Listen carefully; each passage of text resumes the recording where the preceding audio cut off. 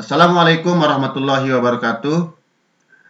Anak-anakku sekalian yang saya banggakan, bagaimana kabarnya? Izinkan saya sebelum kita mulai pembelajaran ini memperkenalkan diri. Saya Pak Guru Hairun Nasirin, asal dari Lombok Timur, alamat di Kekalik, Sekarbele, Mataram. Alhamdulillah di Man 1 Mataram Pak Guru mengajar pelajaran kimia.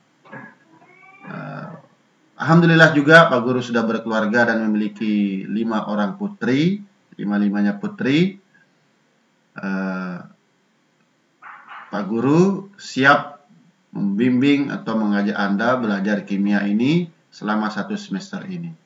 Dan kemudian sebagai perkenalan Anda bisa mengirim foto serta dilampiri nama dan kelas di grup WA yang sudah kita buat supaya saya bisa mengenal wajah dan nama Anda satu persatu.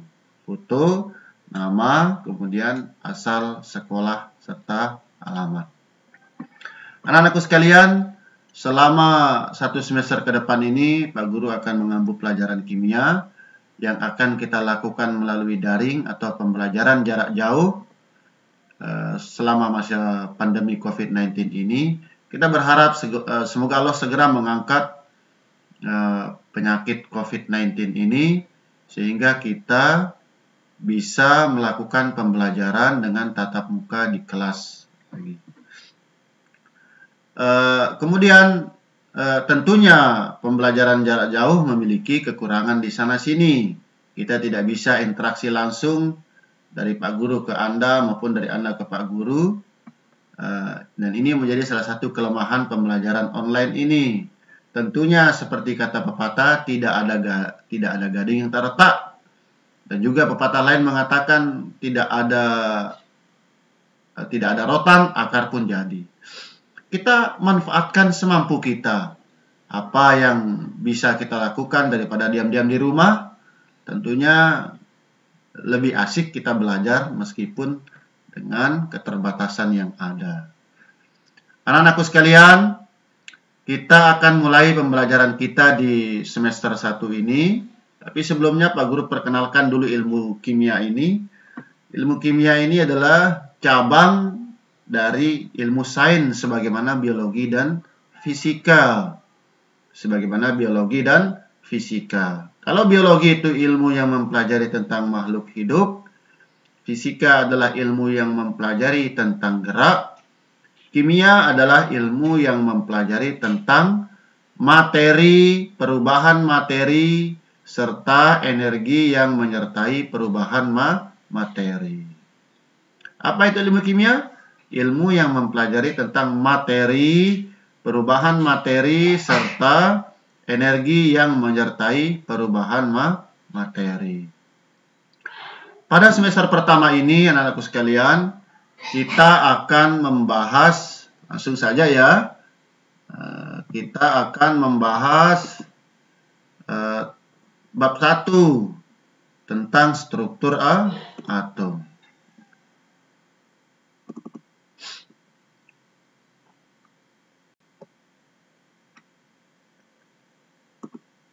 Kita lihat.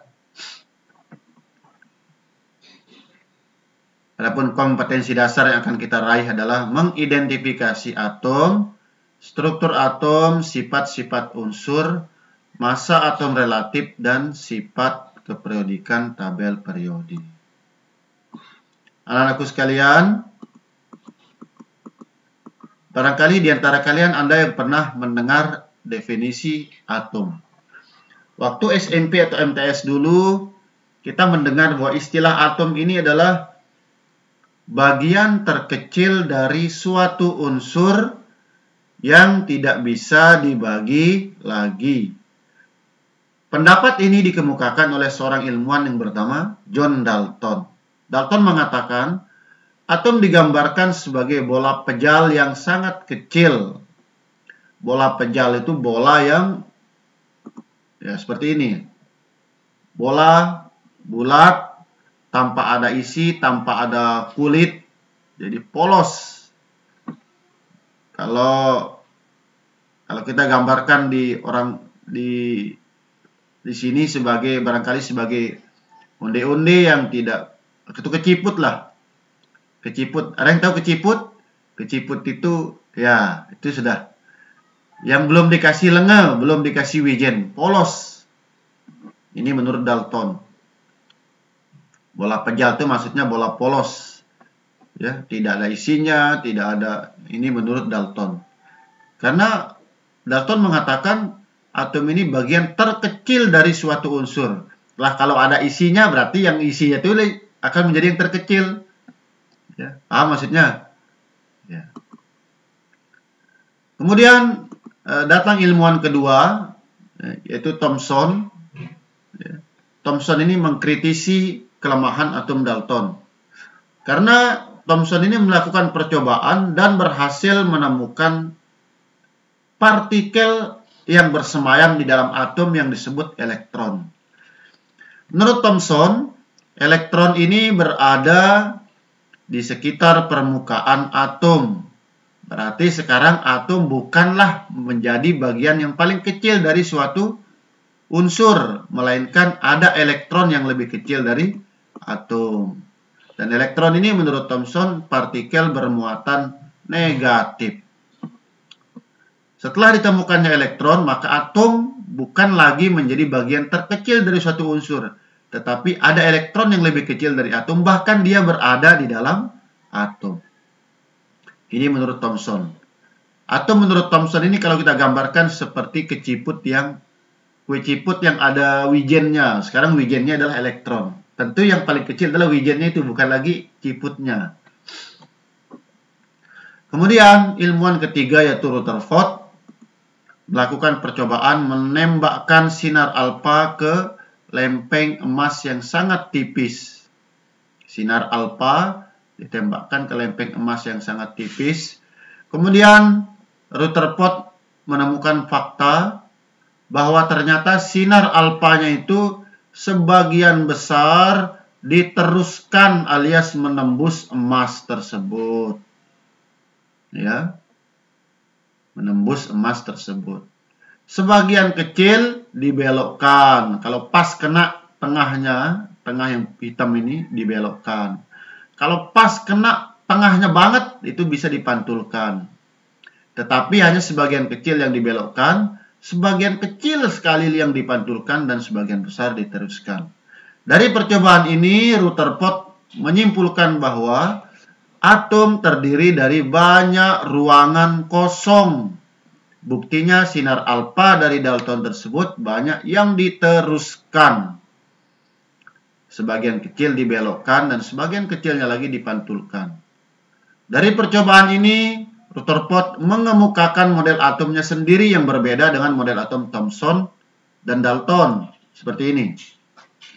Rutherford menyimpulkan bahwa muatan positif berada di tengah, sementara muatan negatif berada di lingkaran mengelilingi muatan positif. Seperti ini. Muatan positif ada di tengah, sementara muatan negatif berada di lingkaran mengelilingi muatan positif. Akan tetapi, teori Rutherford ini memiliki kelemahan, ya.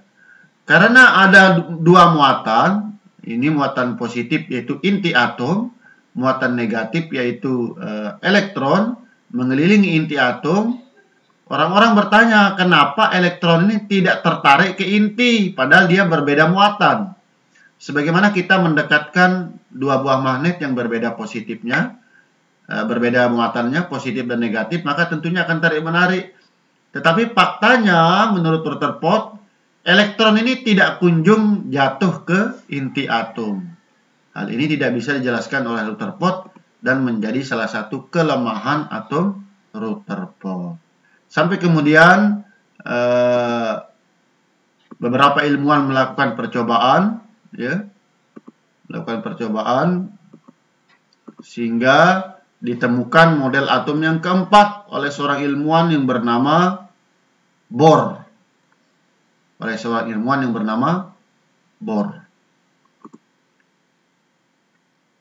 Nah, kemudian ilmuwan keempat yang bernama Bohr ini berhasil menemukan model atom terbaru yang merupakan penyempurnaan dari model atom Dalton, kemudian Thomson, kemudian Rutherford, dan akhirnya disempurnakan oleh Bohr, seorang ilmuwan yang bernama Bohr. Muncullah kemudian model atom Bohr. Itulah anak-anakku sekalian sekilas tentang perkembangan model atom. Ini bisa dibaca di buku siswa yang sudah Anda miliki. Silakan dibaca. Kemudian sebelum kita lanjutkan ke topik berikutnya masih seputar model atom, tentunya Anda membaca dulu di rumah sehingga kalau ada pertanyaan bisa ditanyakan di kelas kita di e-learning atau di grup WhatsApp. Sekian dulu penjelasan tentang teori atom dari Pak Guru. Mudah-mudahan bisa diterima. Billahi taufiq wal hidayah. Wassalamualaikum warahmatullahi wabarakatuh.